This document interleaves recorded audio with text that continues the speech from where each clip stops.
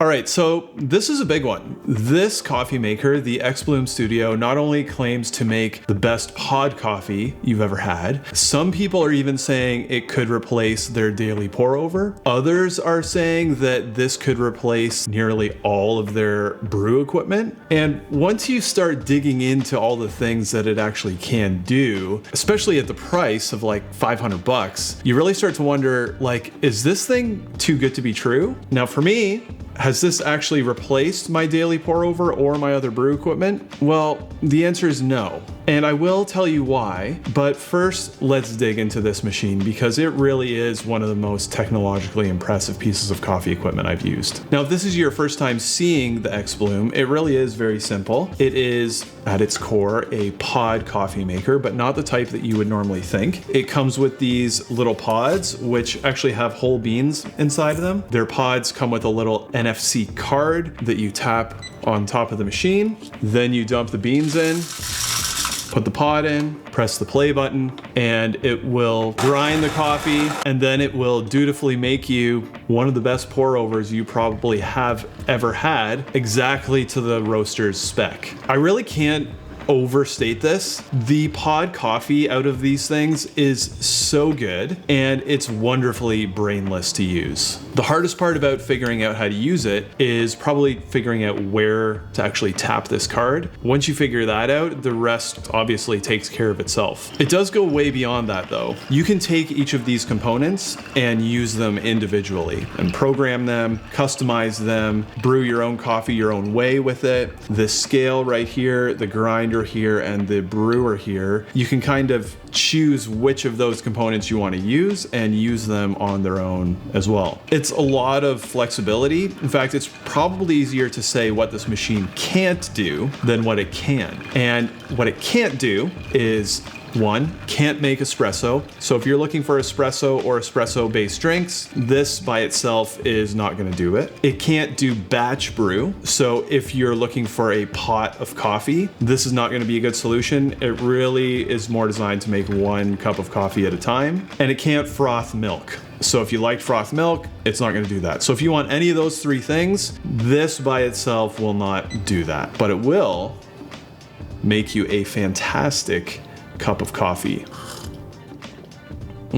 Now, that one is a little darker than I would normally drink. I really go in for the light roasts. My family loves these darker roasted coffees that you can get through the xBloom Pod subscription. Now, people are gonna have mixed opinions on pods. I'll let you make up your own mind about that. The convenience factor and the quality is there. Now, as far as reviewing this machine, it was kind of complicated to put together because I almost felt like I was needing to review 3 separate things. So what I'm gonna do is I'm gonna look at each component individually, and then we're gonna explore why, as good as this is, it may not have you mothballing all of your current coffee gear. First thing, when we first got this, which was a couple months ago, it was sent to us by xBloom. It's a pre-production unit. Sarah and I were like almost shocked by the amount of differences from the V1 xBloom. This one has a lot more plastic finishes as opposed to painted metal. Personally, I kind of almost even like the look of this one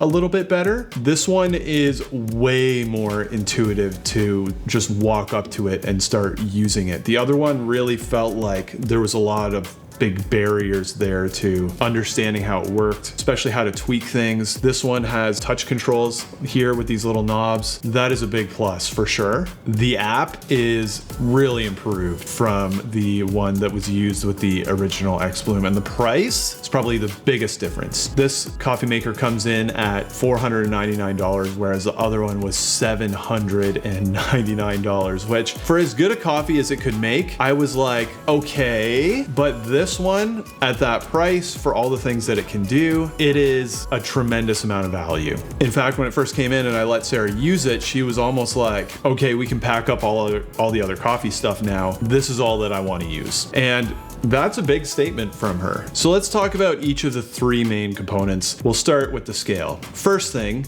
this has a scale, which is more than the first one had. So right off the bat, we're working our way up here. You access it by this little symbol right here.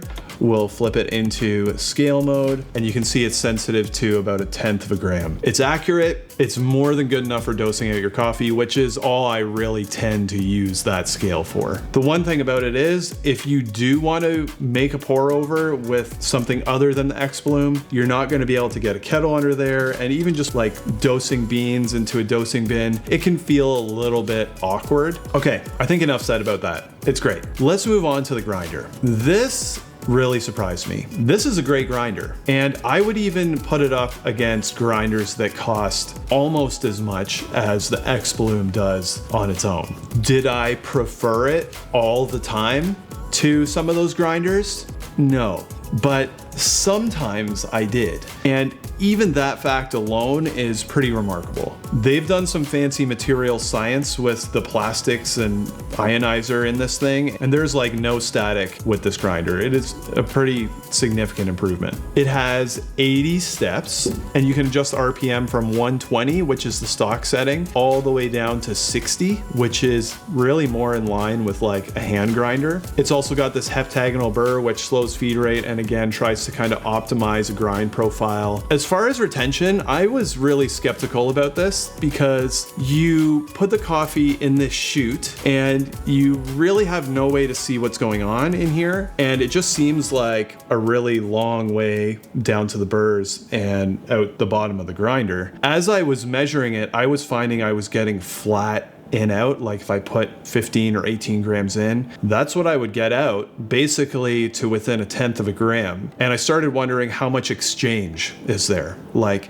how many beans are getting stuck in there and they're just coming out with the next dose. And so I took it apart, took the burr out, and I was really surprised. There was less than 1/10 of a gram of ground coffee. That would put it in line with some of the lowest retention grinders I've ever tested. Now, most of the time I was grinding in and around the 60 to 70 range for filter coffee, and it can actually grind for espresso. I have 18 grams of coffee weight out here. Just gonna slip this on. I'm just gonna flip it into grinder mode. I'm gonna drop my grind size way down here. Gonna put my beans in and I'm gonna hit grind. It's gonna tighten up that grind and then start grinding. It takes about 30 seconds to grind a shot of espresso. All right, let's see how that did. And you can see there's very little static in the cup. Smells great.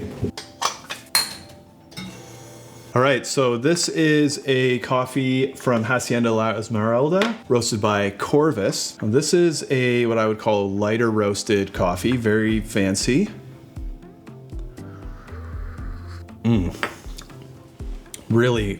Really good taste. So that was an 18 gram dose. I'm pulling at 9 bar over here, and I pulled it to 42 grams in about 27 seconds. And if you were watching, you might have noticed I had the grind size set all the way down to 3. For medium roasts, I would typically be grinding that rough type of profile in the 8 to 10 range. And for very light roasts, I was down in the 3 to 4 range. And this is the one case where I feel like you could end up pushing up against some of the limits of this grinder. Now, depending on how you like to make your espresso, maybe you like singles, maybe you like using high extraction baskets, you're really at the very fine end of the grind spectrum that's even available on this grinder at setting 3. Again, that's only going to be true for very light roasted coffees in my experience. And as far as fidelity between grind sizes, I was finding you could get around 2 to 5 seconds difference on your shot time. That's very acceptable, but on very light roasted coffees, it is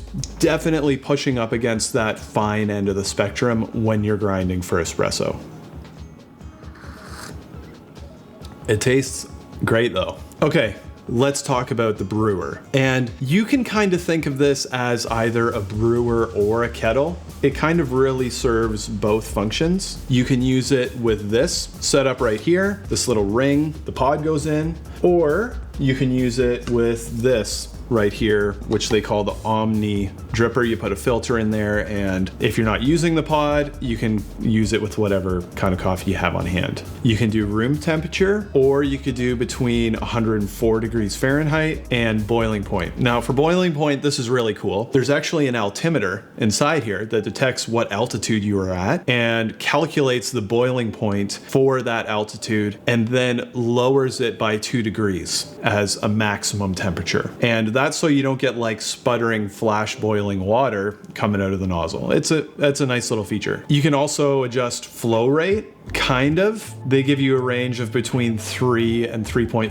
milliliters per second, which to be honest is not a huge range. It was pretty accurate when I measured it. It almost seems like they included that just to say they included it. They also give you 3 pouring patterns. You can do a straight center pour, you can do a spiral pour, which kind of will spiral in and out, and then you can just do a straight circular pour as well. Now, not to get too detailed, but as far as temperature stability, I did measure that and I found that it was pretty good. Like it was within about 2 to 3 degrees of water that was actually coming out of the spout compared to what the heating element was supposed to be set to. And as far as pour volume, I found it was accurate to within 1 to 2%. This Omni Dripper 2, it's also made of anti-static tech, and one of the coolest features on this, it's got these little ridges inside the top here that actually hold the filter down. And when I first saw that, I thought, man, why doesn't every dripper that uses these wave style filters have this to keep that filter in there and pressed against the bottom? Like, it's just such a genius little touch. The bottom comes off too. If you look on their website, you can see they named this the Hyperflow bottom, and that kind of makes me think that they're going to be releasing other bottoms for this so you can customize the brew experience. Now,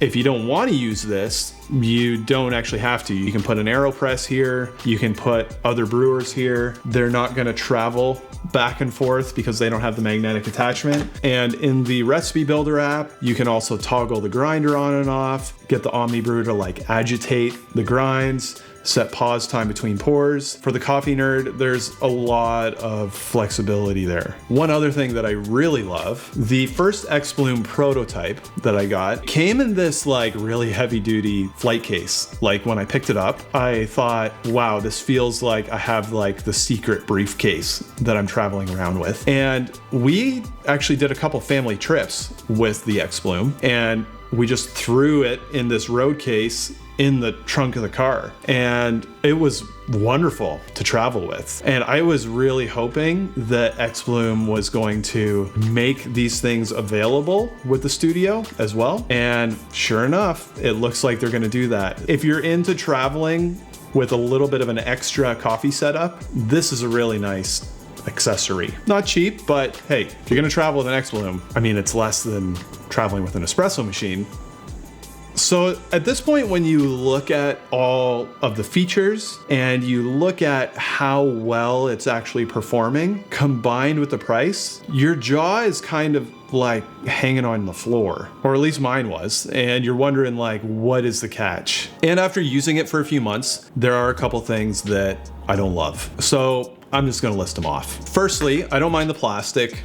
That's fine for me. The white colorway, it's not gonna be for everyone. I am a big fan of the white colorway. I love it. It's got this really cool like vaporwave vibe to it. Super awesome. The black version though, it looks great in product images. Anytime I have seen the black version in real life, anytime the light catches it, you just see these fingerprints all over it. So that's not great. These filters, the xBloom filters, these are really good. They taste fantastic. They are Kalita 155 sized. So if you want, you can get Kalita filters. They're about the same price actually, which is great. The Kalita filters I found flowed a lot slower and didn't suit themselves to all of the recipes that the xBloom was kind of set up to do. You had to redo them. I couldn't find I would get as good a taste, which is fine. It just means you're gonna need to go to the xBloom store online and order these filters. It's a little less convenient. I don't love proprietary filters.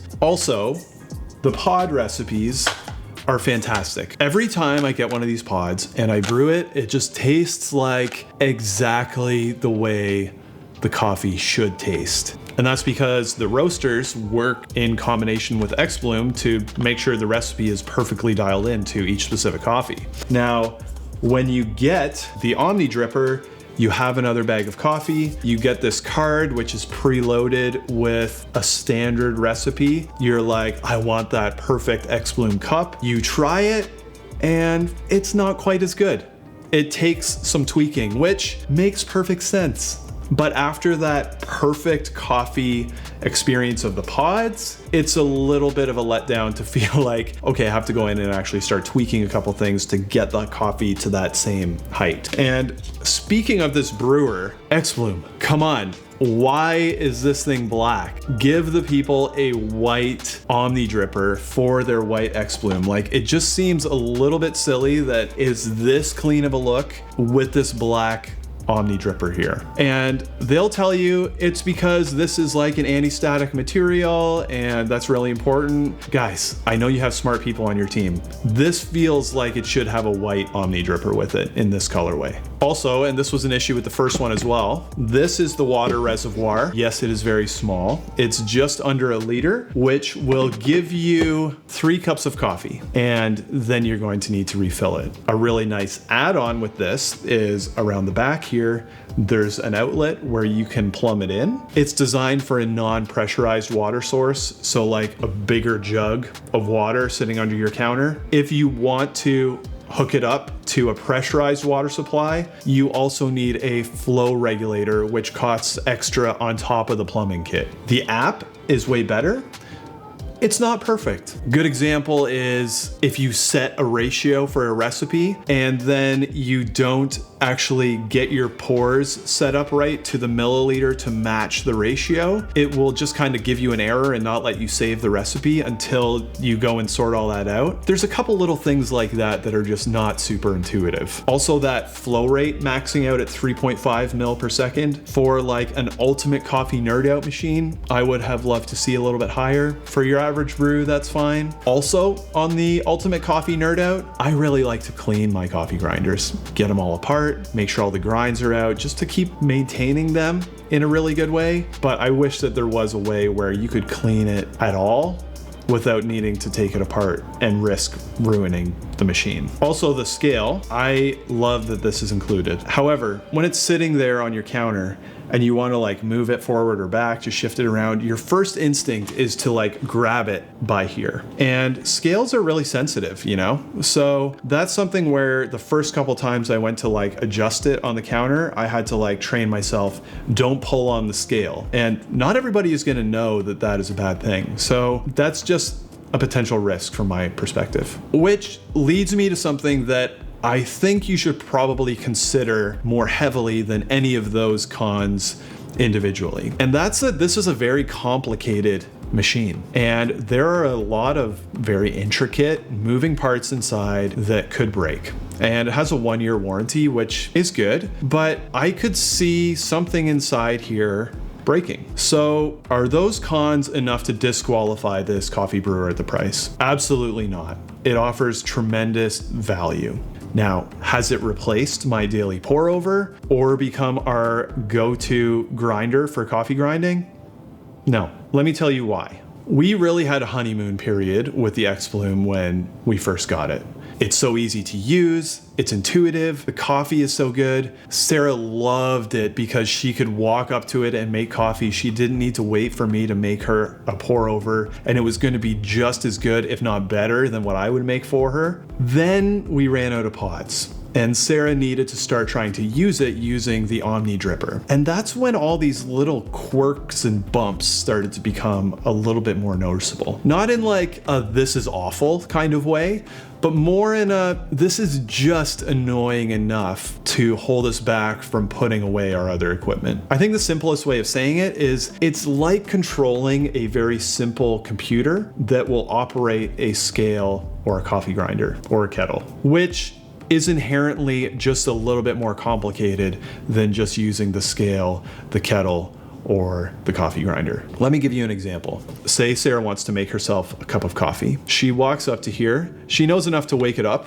by pressing a button, no problem there. And she had even figured out what these little symbols meant, which might not be obvious to everybody. This first one here is grind. So she thinks, okay, the first thing I need to do is grind my coffee. She clicks it, she's got her beans, and then she realizes, oh, I don't know how many beans I'm supposed to weigh them, right? Oh, wait a minute, how do I go back to the scale mode? It's not obvious how to do that. She would press this, that opens the grind setting. She would press this, that opens the RPM setting. This one is telling it that it's gonna start grinding with a little play symbol, so she doesn't wanna touch that. Eventually you figure out that you just turn this and it will give you an X. And then you press it, and then you can go back to the main menu and select scale. That doesn't seem like a lot, but when you have a scale and a coffee grinder sitting right next to this on the counter, it's definitely enough to just pull the ripcord and go back to what you know how to use. Now, if you're a minimalist and you're really trying to streamline stuff,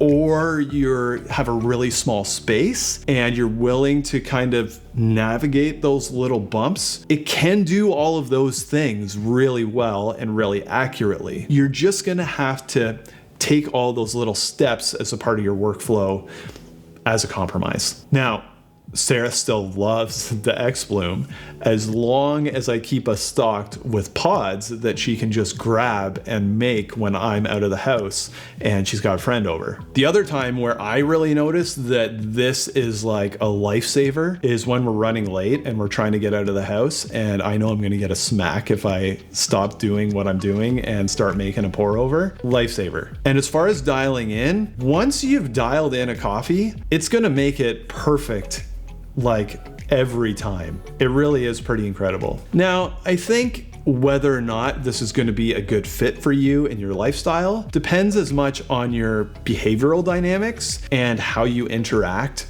with your kitchen and coffee making stuff as it does on the technical capabilities of this machine. So I want to hear what you actually think. Is this at $500 an attractive package? Would you consider getting rid of all your stuff and just having this sitting next to your espresso machine? Or is this something that you would consider as an add-on to your current setup? I would love to know your thoughts on the comments. If you have a specific question, I'll make sure to try to answer it. Don't forget to subscribe to my channel. I got tons of great reviews coming.